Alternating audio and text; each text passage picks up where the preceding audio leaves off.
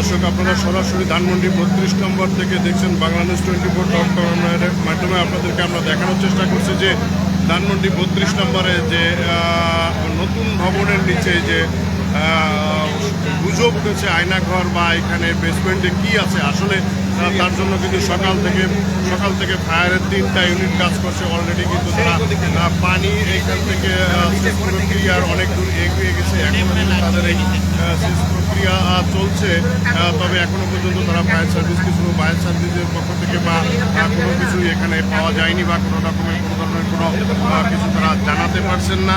এবং ইচ্ছুক জনতা কিন্তু দেখছেন হাজার হাজার জনতা কিন্তু এখানে উপর থেকে নিচ পর্যন্ত তারা জানার চেষ্টা করছে এবং দেখার চেষ্টা করছে যে কী আছে এর ভিতরে।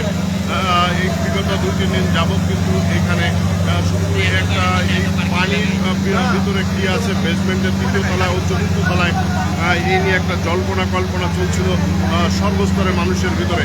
আর সেই জল্পনা কল্পনার অবসান ঘটানোর জন্য কিন্তু সকাল 9টার পর থেকে ফায়ার সার্ভিসের 3 ইউনিট এসে এখানে সরাসরি তারা এই দমকল দিয়ে সেই পানি সেচ প্রক্রিয়া চালিয়ে যাচ্ছে।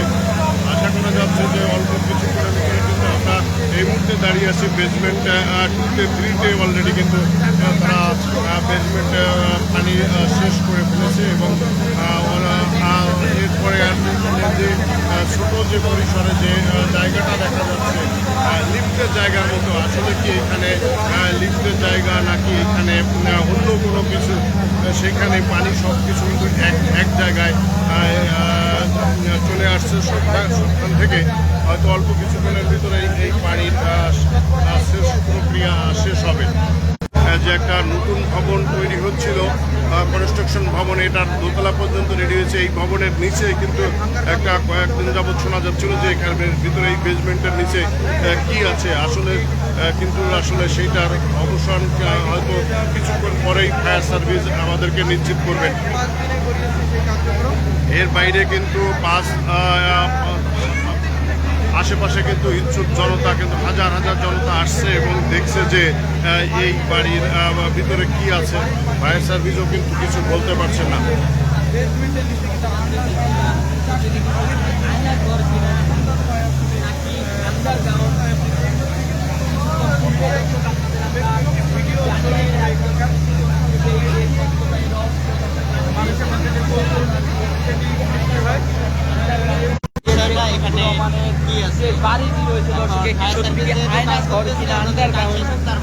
তার সত্যতা বেরিয়ে আসবে। কোথায় থেকে আসছে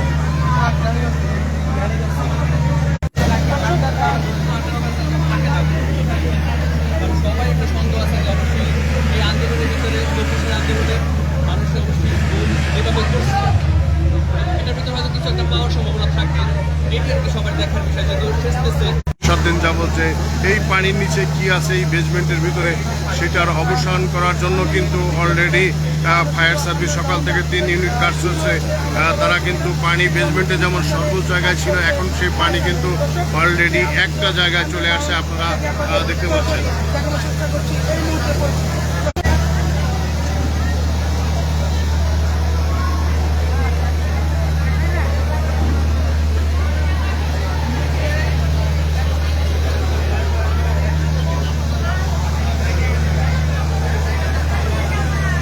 কিন্তু অল্প কিছুক্ষণ পরেই মনে হয় বিষয়টি আসলে জানা যাবে যে এই পানি শেষ হলে যে ভিতরে কি আছে এমনটি আসলে ক্লিয়ার করা সম্ভব হবে। এখনো পর্যন্ত কিন্তু কেউ বুঝতে পারছেন না যে এর ভিতরে কি আছে।